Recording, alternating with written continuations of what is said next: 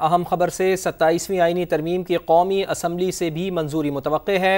हुक्मरान इत्तेहाद को ऐवान में 2/3 वाज़े अक्सरियत हासिल है। आईनी तरमीम की मंजूरी के लिए 224 वोट दरकार हैं।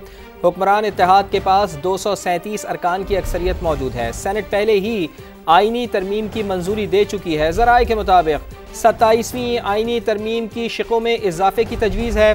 हुकूमत का 3 नई शिकें शामिल करने पर गौर। मुसविदे की शिकें 59 से बढ़ाकर 62 होने का इम्कान है। आर्टिकल 6 की झेली शिक 2A और 175A में तब्दीली की जाएगी, जिससे आईनी अदालत के लफ्ज़ का इजाफा किया जाएगा। आला अदलियत से रद्द-ए-अमल के बाद सुप्रीम कोर्ट ऑफ पाकिस्तान का मुकम्मल नाम बरकरार रखने पर गौर किया गया है। चीफ जस्टिस के ओहदे के साथ ही पाकिस्तान का लफ्ज़ बरकरार रखने पर सोच विचार। आला अदलिया से रद्द-ए-अमल पर दोबारा गौर का फैसला हुआ। आला अदलिया सुप्रीम कोर्ट की हैसियत बतौर आला तरीन अदालत बरकरार रखने की ख्वाहिशमंद है। आईनी तरमीम में लफ्ज़ पाकिस्तान सुप्रीम कोर्ट और चीफ जस्टिस के नामों से हटा दिया गया था। बिल्कुल, इसी पर बात करते हैं। समा के नुमाइंदे सुहेल रशीद हमारे साथ मौजूद हैं। सुहेल, बताइए, शिकों का इजाफा किया जा रहा है क्या मुसविदे में?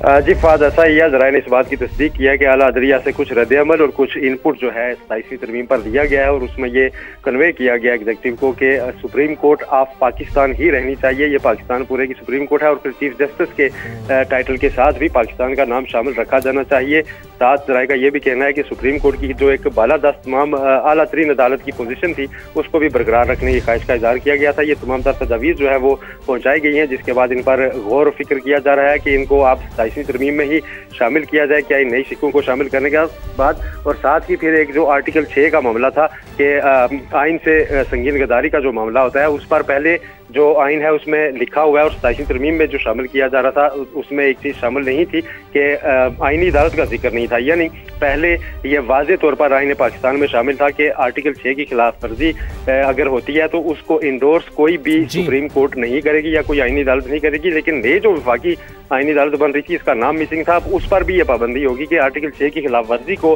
वो इंडोर्स किसी सूरत नहीं करेगी। अब इस पर गौर व फिक्र जारी है कि क्या अगर ऐसा ही होता है तो फिर कौमी असम्बली से तरमीम के साथ मंजूर होने के बाद इसकी दोबारा सेनेट से मंजूरी लेना होगी, जो कि आज के दिन में मुमकिन दिखाई नहीं देता। इसलिए एक ऑप्शन ये भी ज़ेर गौर है कि क्या फौरी तौर पर 28वीं आइनी तरमीम के नाम से आइंदा 1-2 रोज़ में नया बिल जो है वो मुतारफ करवाया जाए और उसमें ये चीज़ें अकोमोडेट की जाएँ। इस सारी चीज़ों पर आज फैसले के बाद फिर कौमी असम्बली में वोटिंग का मरहला आएगा। ठीक है, बहुत शुक्रिया, तफसीलन आपने आगाह किया सुहेल रशीद।